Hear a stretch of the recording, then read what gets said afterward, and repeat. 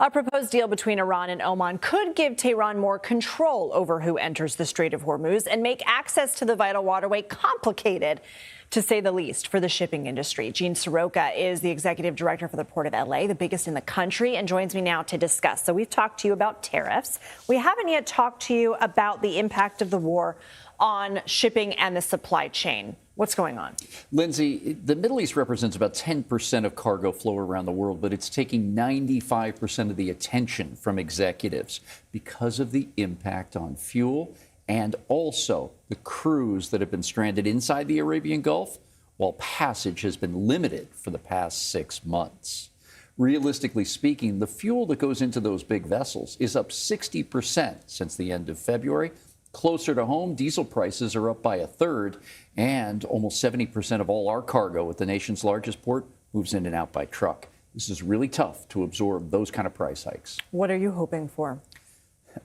A completion to this war as soon as possible, an opening of the strait with international understanding of how cargo moves. I lived and worked in the Middle East, based in Dubai for 5 years. I still keep in contact with my business colleagues and friends, concerned first for their safety and health, but also getting some intelligence from on the ground. There's going to be a lot of construction that happens if and when this war comes to an end, to rebuild the LNG facilities in Qatar, the fuel tanks at Dubai International, and all the damage that's been done on the ground in Iran. And they also have to future-proof that infrastructure.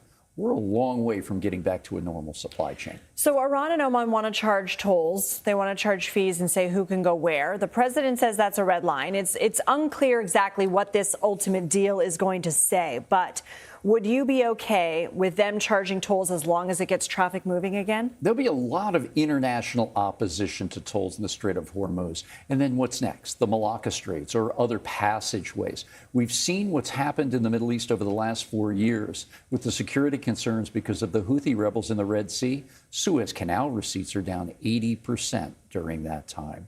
Rerouting ships around the Cape of Good Hope in Africa causes longer steaming times, deliveries, and a higher usage rate of fuel at much elevated costs. While we have you, I want to ask you about cyber threats, because we've seen cyber attacks across the country. We've seen reports of attacks, including at some North Carolina ports.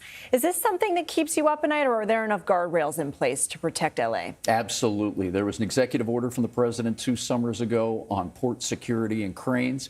At the Port of Los Angeles, we brought on Cybersecurity Operations Center 12 years ago. It's now stopping 122 million intrusion attempts a month. Our Cyber Resilience Center, partnered with IBM, has stopped 24 intrusion attempts to private sector partners that they otherwise didn't know were coming. This is front of mind to us every day and night. What are hackers trying to get? Credential harvesting, taking my credit card as an example, network exploitation, getting into our operating system, malware, ransomware, phishing messages of email and text, anything they can do to disrupt these soft targets or infrastructure agencies like a port. Now that you're seeing what these AI companies can do, is that another level of worry for you? Absolutely. And we've got now 6, 7 force fields or areas of protection for us at our Cybersecurity Operations Center.